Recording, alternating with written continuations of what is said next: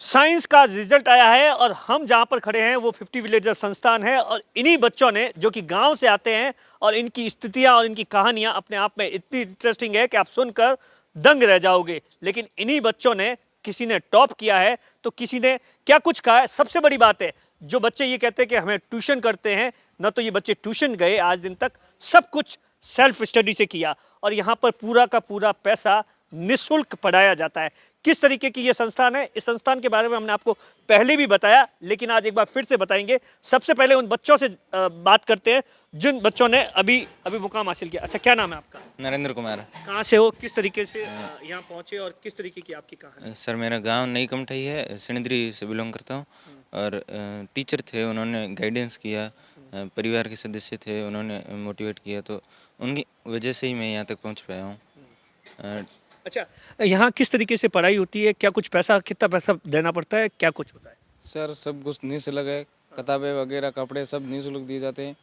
और हम यहाँ पर सभी सुबह 6 बजे उठते हैं, 6 बजे तक स्नान करके तैयार होकर पढ़ने चले जाते हैं। और खाना बनाने वाले लोग अपना खाना बनाने चले जाते हैं। और 7:30 होते हैं, नाश्ते की सीटी बज जाती है, नाश्ता करते हैं।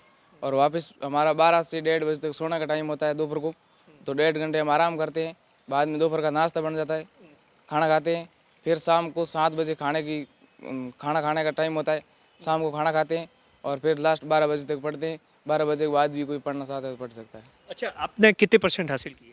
सर इस साल 12वीं बोर्ड साइंस में मैंने 95.60% अर्जित किए। कौन कौन सी ट्यूशन करते थे आप? मैंने यह कोई ट्यूशन नहीं की, ये सारे परसेंटेज मैंने सेल्फ स्टडी से अर्जित किए। मैं कहना चाहता हूँ कि सेल्फ स्टडी सर्वश्रेष्ठ है ऑनलाइन क्लासों के बजाय। नहीं तो लोग तो ट्यूशन जाते हैं और उसके बाद में भी इतने परसेंटेज हासिल नहीं कर पाते। आपने किस तरीके से पूरे दिन में किस तरीके से पढ़ाई करते थे और जब आपको डिफिकल्टी कोई दिक्कत होती थी तो कौन आपको गाइडेंस करता था? मैं पूरे एकाग्रता के साथ पढ़ता था और जब भी मेरे प्रॉब्लम आती थी तो जो मेरे से टैलेंट स्टूडेंट उनसे पूछता और उनसे भी प्रॉब्लम सॉल्व नहीं होती तो मेरे सीनियर को पूछता था मैं प्रॉब्लम अपनी। अच्छा, क्या नाम है, आपने क्या हासिल किया? मेरा नाम मुश्ताक खान है।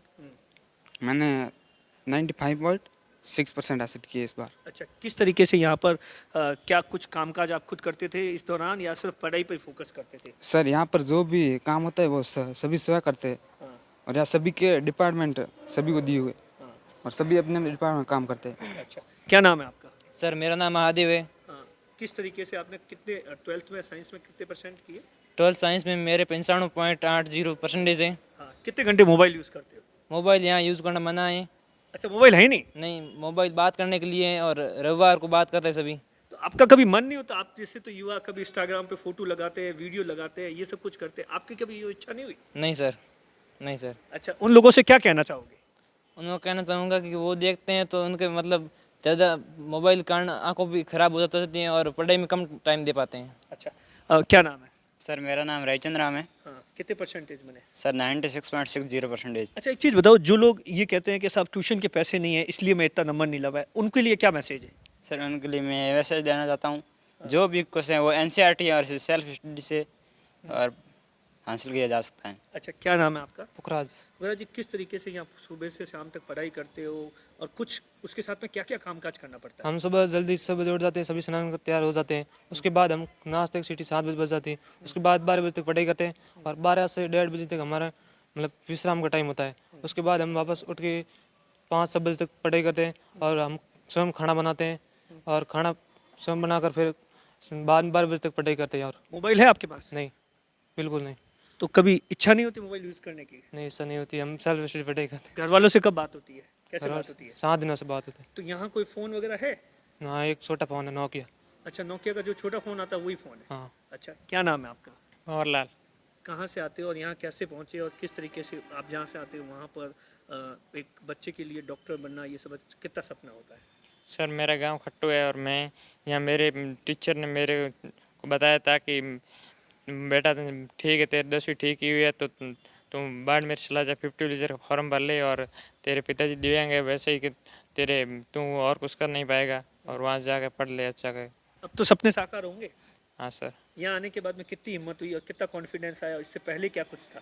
सर पहले तो ईसाई सारी कुछ नहीं थी और बाद में अब ठीक है। अब इन बच्चों को देखकर और यहाँ के माहौल को देखकर क्या कुछ लगता है, और जब अब इतना बड़ा 12th के अंदर इतना अच्छा परिणाम आया है तो क्या लग रहा है? सर बहुत अच्छा लग रहा है।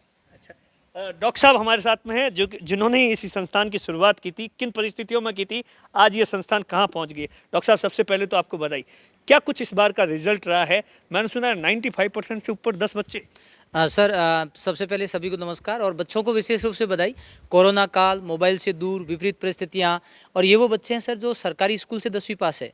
मैं बधाई देता हूँ तमाम टीचर्स को जिन्होंने इन बच्चों की नींव को तैयार किया। हम लोगों ने तो यहाँ लाकर एक माहौल दिया और एक मॉडल के रूप में ये बताना चाहते हैं कि बच्चे कुछ भी कर सकते हैं यदि उनको इन्वायरमेंट दें, माहौल दें और उनको सही गाइडेंस दें। दो काम किए हम लोगों ने, एक तो सेल्फ स्टडी कैसे करें, प्लस एक अच्छे वातावरण में रह कर के आप मोबाइल से दूर रहें तो ये रिजल्ट मोबाइल से दूरी का एक कारण है। दूसरा, नींव इनकी मजबूती। हम लोगों ने कोई जादू नहीं किया इन पे। कई लोग कहते हैं साहब वहाँ पढ़ाई नहीं होती, वहाँ पढ़ाई नहीं होती। ये इनकी पढ़ाई हुई है सर, 10 साल तो किसी और ने भी पढ़ाया ना। तो वास्तव में ये हमारा रिजल्ट नहीं है, ये रिजल्ट उन टीचर्स का है जिन्होंने इनको तैयार किया। ये रिजल्ट इन बच्चों का जिन्होंने सेल्फ स्टडी करके आउटपुट दिया। और तीसरा रिजल्ट है इनकी किताबों से दोस्ती। जो बच्चा किताबों से दोस्ती रखता है वो इस तरह के रिजल्ट दे सकता है। ये हम सब प्रैक्टिकली देख पा रहे हैं। ये कोई रोबोट साइंस की तरह नहीं है, ये कोई ख्वाब वो है जो बंद आंखों से नहीं, खुली आंखों से देख रहे हैं कि 17 बच्चे 12वीं में पढ़ रहे हैं, 2 साल यहीं बैठ करके पढ़ रहे हैं। पढ़ने के बाद में 95 से क्रॉस 10 बच्चे हैं और टोटल 17 में से मिनिमम स्कोर भी 84 है। और एक एक बच्चे की कहानी जैसा आपने पढ़ा, जो टॉपर बच्चा है उसके पिताजी मजदूरी करते हैं, मानसिक रूप से वो कई टाइम से दवाइयाँ ले रहे हैं, घर में कोई कमाने वाला नहीं है। एक बच्चा ऐसा है जो जन्म से पहले दीपावली के दिन उनके पिताजी एक्सीडेंट से एक्सपायर हो जाते हैं, 1 महीने बाद उसका जन्म होता है। एक बच्चा जो 11वीं में आर्ट्स ले लेता है, फिर वापस आके पढ़ता है साइंस से और 95 क्रॉस कर लेता है। एक लड़का है जो गौशाला के अंदर छोटा मोटा काम करके अपने परिवार को पाल रहा होता है, वहाँ से यहाँ पहुँच जाता है। एक बच्चा है जिसके पिताजी विकलांग है, कुछ काम नहीं कर पा रहे, कमाने वाला कोई नहीं है। एक बच्चा ऐसा है जिसके पिताजी किसी कारण से आज शायद जेल में है, जो मुझे नहीं कहना चाहिए, मैं नहीं जानता क्यों है क्यों नहीं है, घर में कोई कमाने वाला। एक बच्चा जिसके 8-8 महीने हैं और एक बच्चा यहाँ पर पढ़ रहा है। हर किसी की कहानी है, लेकिन ये परिस्थितियाँ विपरीत है। कहने वाले लोग कहते हैं हमारे लिए ये नहीं है। लोग तो कहते हैं कि साहब सरकारी स्कूल में पढ़ाई नहीं होती, उन लोगों के लिए क्या कुछ सबक है। देखो सर, स्कूल चाहे सरकारी हो चाहे प्राइवेट हो, पढ़ाई सब जगह होती है। पढ़ने वाले के लिए सब जगह पढ़ाई है। स्कूल नहीं, मैं तो कहता हूं इन्होंने घर बैठ के पढ़ाई की है ना, पढ़ाई होती है। ट्यूशन वगैरह कुछ भी नहीं करते। ट्यूशन का मतलब सर ये है कि जब बच्चा खुद पढ़ता है और कुछ समझ में नहीं आता है, तो पुराने टाइम में तो गुरुजी बिना पैसे पढ़ा देते थे, लेकिन वक्त के साथ क्या हुआ कि सब लोगों को नौकरी नहीं मिली, तो कुछ ऐसे लोग थे जिनको अपने आजीविका के लिए पैसे लेके पढ़ाने लगे। उसका नाम ट्यूशन है। ट्यूशन की डेफिनेशन ये नहीं है कि आप दिन भर सब कुछ टीचर पे डिपेंड रहो, और वो धीरे धीरे फैशन बन गया, फिर कोचिंग आ गई। हर चीज़ का अपना महत्व है, मैं उनसे नकार नहीं सकता, क्योंकि आपको कुछ समझ में नहीं आ रहा तो आप पैसे दे करके पढ़ो, अच्छी बात है। लेकिन यदि सेल्फ स्टडी से आप पढ़ सकते हो तो उससे बेस्ट कुछ नहीं है। कोचिंग क्या है? कोचिंग सिर्फ एक मार्गदर्शन है कि आपको यहाँ से दिल्ली जाने का रास्ता ही है, लेकिन जाना तो खुद को पड़ेगा। इसलिए दिल्ली किसी के लिए दूर नहीं है। कोचिंग हो चाहे ट्यूशन हो चाहे सेल्फ स्टडी हो, ओवरऑल हमारा मकसद क्या है? हमारा मकसद है कि हम हमारी मंजिल तय करें, हम सपने देखें राष्ट्र निर्माण के। और जैसा कि कलाम सर ने कहा था कि इस देश का निर्माण तब होगा जब अंतिम व्यक्ति धारा प्रवाह में आएगा और वो राष्ट्र निर्माण की तरफ बढ़ेगा। तो ये वो बच्चे हैं जो अंतिम हैं, मतलब इनके कई बच्चे ऐसे जिनके घर में आज तक जब से मानव सभ्यता बनी तब से लेकर आज तक कोई 10वीं पास नहीं है, लेकिन इन्होंने 10वीं पास भी किया, 12वीं पास भी किया। और बात एक 90 को क्रॉस करना है, मेरे लिए तो सबसे बड़ी खुशी की बात है कि संस्था के 10 साल बाद जिन भामाशाहों ने अपनी गाड़ी कमाई दी, उनके पैसों का ये बच्चे सदुपयोग कर रहे हैं। मैं तो हाथ जोड़ के उनको शुक्रिया अदा करता हूँ भामाशाहों का। यदि वो पैसे नहीं देते तो शायद ये संस्था नहीं चल पाती। और विशेष रूप से उन मार्गदर्शकों का, जिसमें मदन कौर जी है, आयशा महेंद्र सिंह जी है, सांगाराम जी जहांगीर सर है, जो भी लोग यहाँ से हमें मोटिवेट कर रहे हैं, सहयोग कर रहे हैं, विशेष रूप से तमाम टीचर्स, मैं एक टीचर का नाम नहीं ले सकता, बाड़मेर के सरकारी स्कूलों के जितने भी प्रिंसिपल है, टीचर्स है, हर तरह से हमको सपोर्ट करते हैं। उन्हीं बच्चों को तैयार कर, हमें कॉन्फिडेंस देते हैं कि सर आप मिल करके हम काम करते हैं। और जब एक टीम वर्क होता है जिसमें ये रिजल्ट है, और इसमें विशेष रूप से मैं चारों स्तंभों का शुक्रिया अदा करता हूँ। एक तो स्टूडेंट और पेरेंट्स का, दूसरे टीचर्स का, तीसरा भामाशाहों का, और चौथा मीडिया का भी। क्योंकि यदि आप ये लोग दुनिया तक नहीं पहुंचाते हो तो लोगों को पता भी नहीं चलेगा कि यहाँ हो क्या रहा है। और इस तरह से एक टीम वर्क में हम करें तो सही रिजल्ट एक राष्ट्र निर्माण का हिस्सा है। आज ये खेती की तरह इन्होंने इस साल मेहनत की है, अच्छा रिजल्ट आया। यदि अगली साल नहीं करोगे तो ये रिजल्ट आगे काम नहीं आएगा। एक चीज़ बताओ डॉक्टर साहब, किन परिस्थितियों में आपने शुरुआत की थी? जब पहली बार स्टार्ट हुआ था तब लोगों ने आपका किस तरीके से मजाक बनाया था? सर कोई भी नई चीज़ होती है वो एक दुनिया का दस्तूर है कि आप नया कहते हो तो वो मजाक में लेते हैं, क्योंकि ऐसा पॉसिबल नहीं है कि बिना पैसे आप पढ़ाओगे, कोई वार्डन नहीं होगा, कोई ट्यूशन नहीं पढ़ाएगा। एक आदर्श गुरुकुल की परिकल्पना, जहाँ केस बुक मेंटेन से लेकर खाना बनाने से लेकर के सब कुछ बच्चे करते हैं। यहाँ तक कि अब जो टेस्ट होगा इस बार नए बच्चों को लेने के बच्चे लेते हैं, पेपर ये बनाते हैं, बच्चों का सिलेक्शन प्रोसेस खुद ही बच्चे करते हैं। जैसा कि आपने देखा होगा कि 29 डिपार्टमेंट बनाए हुए हैं, हर डिपार्टमेंट बच्चे देखते हैं। तो ये एक आइडियली कंसेप्ट है। स्टार्ट में बहुत सारी समस्या आई, जब तक 5 साल रिजल्ट नहीं आया पैसे आज भी संस्था के ऊपर 20 लाख का कर्ज है, क्योंकि ये गरीब परिवार के बच्चे आते हैं तो इनको हम पैसे भी ले नहीं सकते, हम मांगने भी तो कहीं नहीं जा सकते। लेकिन 10 साल चली है तो उन भामाशाहों की वजह से चली जिन्होंने पैसा दिया है, पैसे दे रहे हैं लोग, समय दे रहे हैं, मार्गदर्शन दे रहे हैं, हर व्यक्ति अपना सहयोग कर रहा है। चैलेंजेस सर है वो तो अब स्वीकार करने पड़ेंगे, नया कुछ करने निकलोगे तो आपको चैलेंज लेने पड़ेंगे, वरना हर कोई संस्था स्टार्ट कर ले और चैलेंज दिन प्रतिदिन अलग टाइप के होते रहते हैं। ये रियल हीरो है जो गांव से आते हैं और देश का भविष्य है। कैमरे के पीछे अश्विनी है और मैं आपका साथी दिनेश बोहरा।